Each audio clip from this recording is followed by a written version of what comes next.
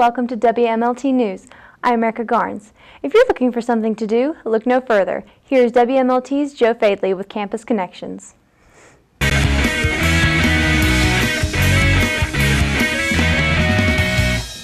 Welcome to Campus Connection, where you can get the scoop on what's happening around Concord University.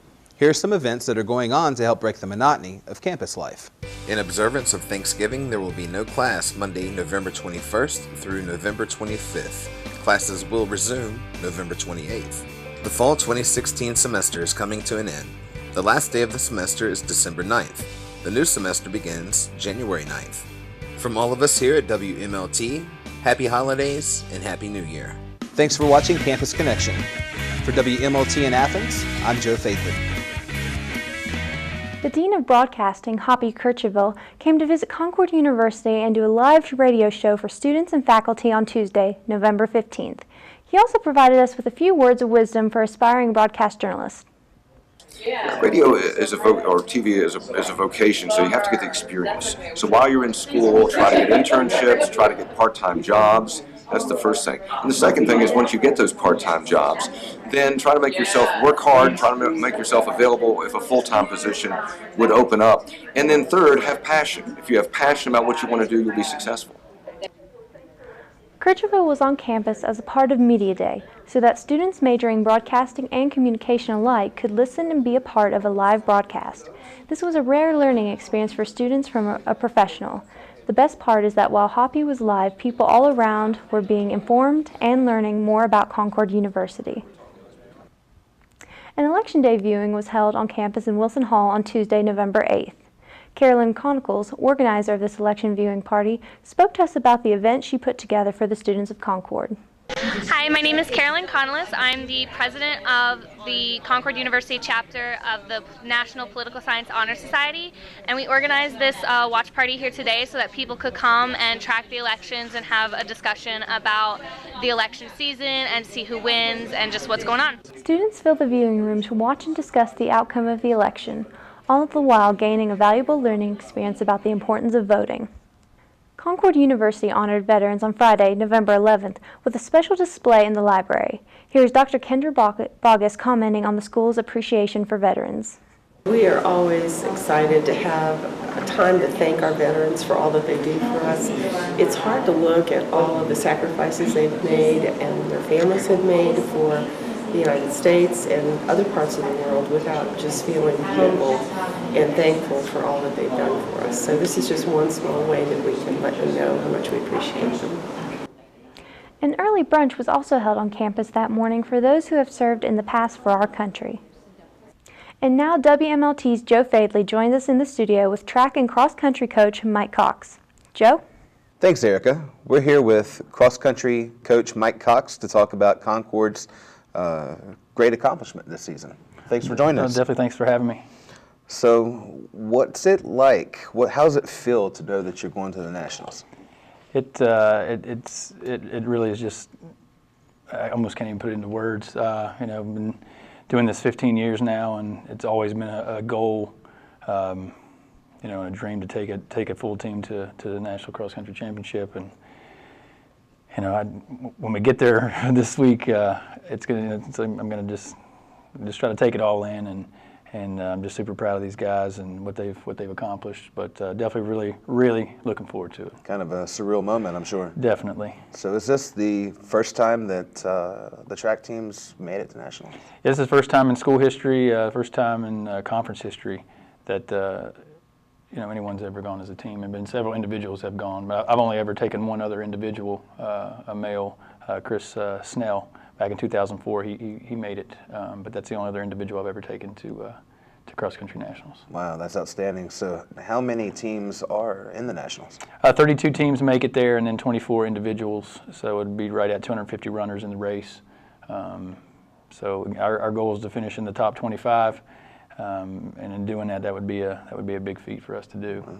I'd say a big feat's top 32 already. So you've... True. I mean, we've just somehow found a way to get it done all year, but we have no pressure. Again, I've got 4 guys that never even been on an airplane before, so it's just going to be a great experience. We're only graduating one guy, that top five, been a great contributor for us over the last 4 years and really helped us get there. But we'll have those four back next year too, so that it's exciting that it's something for us to shoot for. That's a reality for next year. What does the team go through as far as training for something like this? I mean, we started training for this back in pretty much the 1st of June, end of May. We built up, some of the guys probably running about 80 miles a week, all throughout the summer, and then coming into our preseason cross-country camp. So, I mean, everything obviously always focuses towards the end of the season. I feel like we really, are peaking at the right time, obviously. But it's just a lot of miles, a lot of lonely miles over the summer. But then once we get back as a group, we have a lot of fun running together and, throughout the season. Is there a different strategy that you as a coach takes now that you're going to the Nationals as opposed to a regular competition? No, not necessarily. Our last 3 or 4 workouts have been on flat ground pretty much because we're going to be running on pretty much flat ground there. But yeah, training-wise, I've never had this luxury to actually have to worry about going another 2 weeks to get ready for the national championship. So I feel like we're ready, and I feel like we haven't really changed anything. It's just 2 weeks longer. Right. You mentioned that you'd consider it a win to be in the top 25. Considering your competition, how realistic is your expectations for the team? I mean, like I said, if we can be in the top 25, that is that would be really big. Looking at kind of doing a scouting report, if you will, looking at some of the other teams. I think we can run with 5 or 6 of these teams. But I mean, Edinburgh was 3rd in our region, and they're not even ranked in the top 25, so they beat us there. So again, we're up against some really stiff competition, but we're going to go out there, like I said, and lay it on the line and see what happens. Sure. You got runners from everywhere. As far as our team here at Concord, where are our runners from? The top guy most of the season here is Jason Weitzel from right here in Athens. Went to Pikeview. Justin Snyder, been their second runner most of the season. He's from Princeton. And then Tyler Costas from Shady Springs. Then Brandon's from the Northern Virginia area.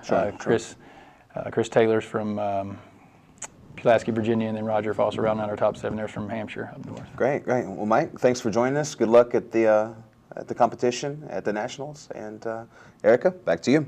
Thanks, Joe. Coming up after the break, Concord students are slain by famous Walking Dead comedian. Also, the Geography Bowl is in town.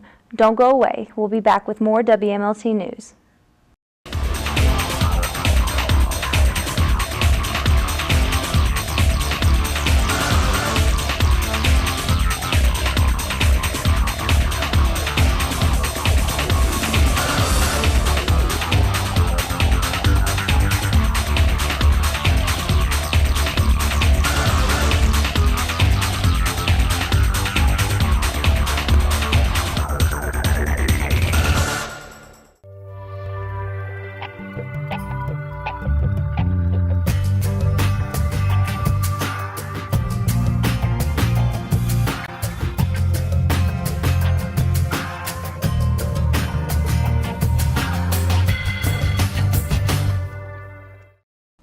Welcome back to WMLT. Students from all over West Virginia came out to Concord to show off their knowledge of our world's geography.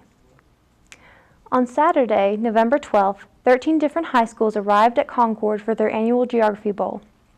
After eating a nutritious breakfast provided by Concord University, the teams were then sectioned off to begin the 4.5-hour bowl.